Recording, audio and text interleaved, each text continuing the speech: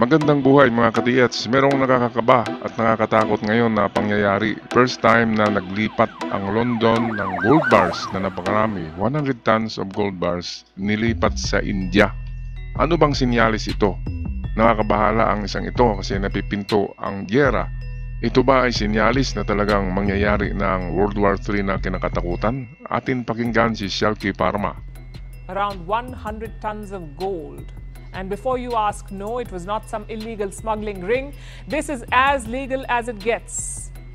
This gold belongs to India's central bank, the RBI, or the Reserve Bank of India. Until now, it was stored at the Bank of England in London. But the RBI has brought it back, 100 tons of gold. Okay, ito pala ay sariling ginto ng India na tinatawag nila na World Reserve at nilagay nila sa Bank of London dahil ang London daw ay pinakamagandang mag-trade ng gold at pwede mong ibinta mismo sa London Bank. RBI, Reserve Bank of India, ang naglagay diyan. Ang India ay merong standing na ika-17 world most reserve gold. Pang 17 sila. Ang Pilipinas pang 27. Meron tayong gold reserve na 164 tons of gold bars sa World Bank. At ang India ay nagkalat din ang kanilang mga deposito sa iba't ibang bangko sa buong mundo. Meron din sa World Bank, meron sa Bank of London. Kasi ika-17 nga sa standing ang India sa pinakamaraming gold bars. Of course, nangunguna diyan Amerika, followed by Germany, and then Russia, China, and then pababa na niyan India, Philippines. At by the way, hindi tayo kulilat sa gold reserve. Meron tayong 164 tons of gold sa World Bank. Kaya hindi tayo kulilat. Pwede pa tayong mangutang ng ilang bilyones pa kasi meron pa tayong gold reserve. Ngayon, ang kinakatakutan, bakit kinuha ito ng India? Dahil gagamitin na nila. Bakit nila gagamitin? Kasi sobra na ang pananakot sa kanila ng China. Bago nga lang ay meron ng mga dispute sa borders ng China malapit sa Tibet, ay nariyan na yung mga army ng China. Kaya nagre-ready na rin at mukhang magpapalakas ng sandatahang puwersa ang India at bibili na ito ng mga first make that 6th generation or 5th generation na mga fighter jets na panglaban sa mga 6th generation fighter jets, mga bagong fighter jets ng China. Okay, balik tayo kay Shalky. It's happened for the first time since 1991. Now, I know you have questions, so let's go one by one. Why does RBI have gold? Well, every central bank in the world has gold reserves because unlike currencies, gold is stable. Ito ang masama sa ating central bank. Kasi ang central bank natin ay merong 400 tons of gold reserve mismo sa underground basement ng central bank. Noong pag-alis ni Marcos, noong pinatalsik si Marcos sa Hawaii, merong naiwan lahat nakakaalam niyan 400 tons of gold bars na riyan sa baba ng Central Bank of the Philippines. Yun sana ay dadalhin yun doon, ipadala sa World Bank. Meron na sana tayong 164 plus 400 tons. Sana meron na tayong mga 600 tons of gold bars na World Reserve. Maganda na sana. Ngayon, sino bang presidente ang pumalit kay Marcos? Yon ang accountable kung nasaan na yung 400 tons of gold bars sa basement ng Central Bank. Ay nako, dapat ipakulong yung mga ano na yun, mga opisyalis ng time na yun. Sino ang may hawak ng Central Bank? Sino ang presidente noon? Dapat silang managot. Dahil pera yun ng Pilipinas. Sa panahon nga ni Marcos hindi yun kinurakot Ipagdating sa yung sumunod sa kanya, inubos yung 400 tons of gold bars. Kaya nagiging kulilat na tayo ngayon sa gold reserve. Noon medyo mataas talaga ang standing natin. Okay, punta tayo ngayon sa pangalawang reason bakit binalik or kinuha ng India pabalik sa galing sa London, ibalik sa Reserve Bank of India, ibalik sa India itong mga gold bars na ito. Say you can use this gold to bail yourself out. So every country has gold reserves. In fact, central banks own 17% of all the gold ever mined, 17%. And how much does the RBI have, the Reserve Bank of India? They have around 822 tons of gold. More than half of this was stored abroad, outside India, in the Bank of England and the Bank of International Settlements. Which brings us to the second question. Ang daming Why ginto, was no? it stored abroad? Balik tayo sa gold reserve. Meron palang 822 gold reserve. 822 tons ang India. Ngayon ang Pilipinas, kung hindi lang kinuha or ninakaw yung 400 tons na naiwan sa Central Bank basement noong Kudita 1986. Wala sa Kudita na yun, nawala ang 400 tons of gold bars.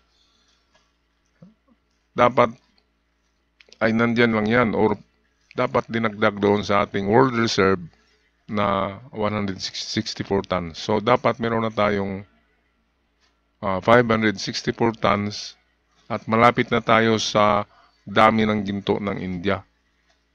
Yan ang pagkakamali natin. Akala natin yung EDSA na yun ay ano yun. Yun pala, ganun pa rin. Ang tinatarget pala ay ginto sa Central Bank sa basement kasi merong naiwan na 400 tons reserve mismo sa basement ng Central Bank of the Philippines. Kaya niluloko lang tayo. Drama-drama lang yung mga ano na yan.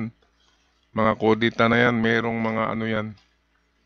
Merong sa likod niyan ay merong mga plano na advantage doon sa mga uupo. Kaya wag maniniwala sa mga kung ano-anong mga kwento ng gustong papalit sa mga bagong nakaupo. Kasi ang mga bagong nakaupo ay gagawa pa yan ng mabuti. Ngayon, meron na namang uupo. Tapos na nakawin naman yung maiwan na pera ng Pilipinas. Hay nako. Patuloy tayo kay Shalky. Well, some of the gold was there even before independence. Indian gold was stored outside. The rest was sent out during the 1990s. Back then, India was facing an economic crisis. So the RBI kept the gold in England. It's actually common practice. The Bank of England stores 400,000 bars of gold. They keep it in London for safekeeping. But why in London? Why not in the home country? Because London is one of the most important gold markets in the world. Say you want to pledge your gold or you want to sell it and raise money, then London offers you liquidity. New York is another important gold market, which is why the Federal Reserve is also a safekeeping vault. Dalawa lang pala sa entire world ang magandang paglagyan ng mga gold bars. Ang London Bank at ang sa Amerika, yung sinabi ni Shalky Parma. At World Bank na rin. Ngayon ay puntahan natin ang itong reason kung bakit kinuha na pabalik ng India itong 100 tons of gold bars.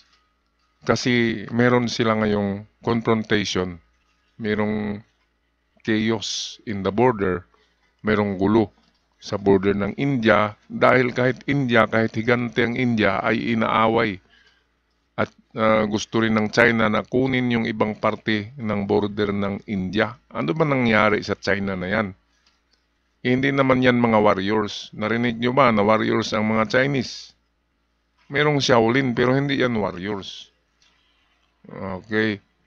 Ang mga Chinese ay businessman. At hindi sila yung tipong nang-aagaw ng mga lupa. Noon, hindi yan nangyayari. Ngayon lang. Bakit ba? Gusto ba nilang magiging pinakamatapang na tao sa buong mundo? Yun ang pagkakamali nila. Dahil wala pa silang experience sa mga ganyan na gera. Ang kinontra nila, Japan, ay grabe. World War II, minasakir ng Japan ang China. Pilipinas, nakipag-gira na rin ng World War II. India, ano sa history ang India sa gera? Ang India ay isa sa early civilization in the world. Meron din silang mga gera noon na hindi pa natin alam. Kaya itong China ay iwan ko ba kung anong tricks nito at nananakot siya. Pati India tinatakot na. Pinapalipad doon yung mga 6th generation jet fighters na di umano'y grabe daw ang capability ng mga jet fighters. Yun pala ay parang ano lang yan, sasabog lang yan bigla sa kalilipad. Alam naman natin na walang X-factor yung mga ano nila. Hindi ba yan nagamit sa giyera yung mga jet plane ng China? Hindi tulad sa Amerika na battle tested. Battle tested. Yun ang importante, experience.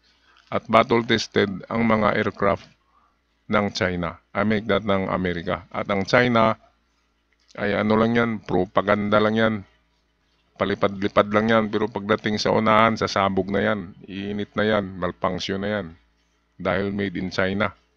Lahat ay, ang quality sa China, lahat ang produkto dyan ay bigla na lang aapoy, sasabog. Ganyan. So, itong China, dapat hindi ito kinakatakutan. Orang maganda dyan, dapat mag-meeting na ang mga lugar, mga nasyon na inaapi ng China.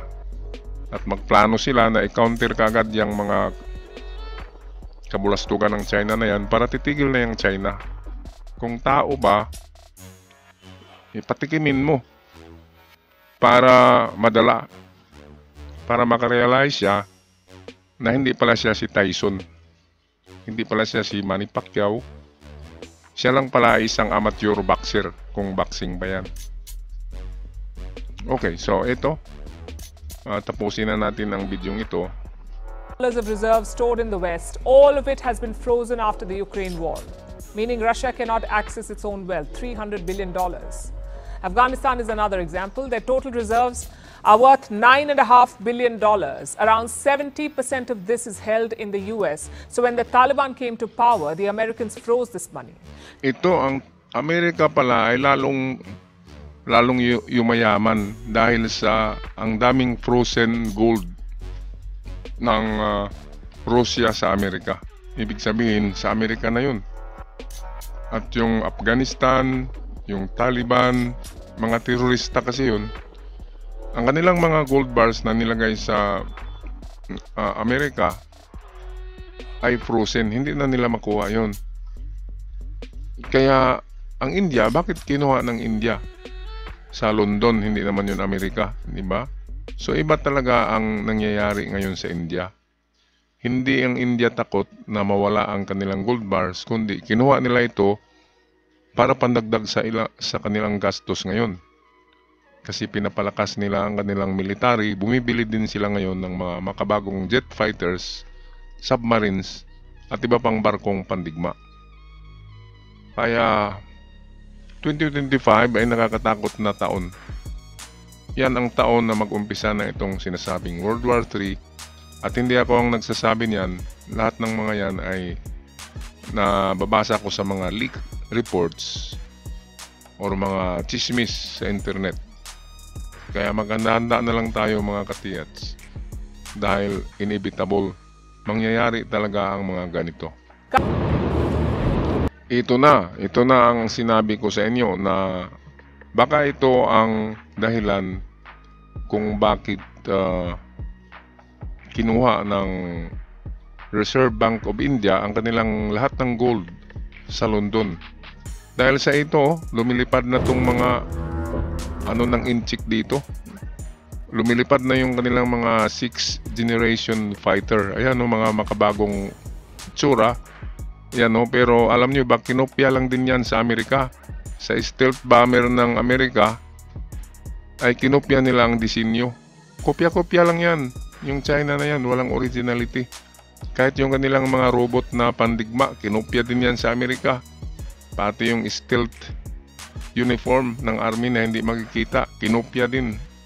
Kaya dapat ihabla ng Amerika yan ng pangungopya, copyright. Yung China. Kasi ang technology ng Amerika, ang Amerika ang gumagawa, tapos kinukopya ng China. Katulad nitong mga stealth bomber nila. Kinopya yan sa American stealth bomber. Ayan kopyang-kopya. Hindi magagawa ng sarili. Ganyan lang naman talaga ang China. Ang kanila ay pangungupya lang talaga and then ibibenta ng mura. Sikkim border in northeast India, there's another Chinese military buildup. Yan. We have fresh satellite images from a Chinese airfield in Shigatse. Nandito lang ako mga katiyats. Maraming salamat sa inyong panonood. God bless us all. Paalam.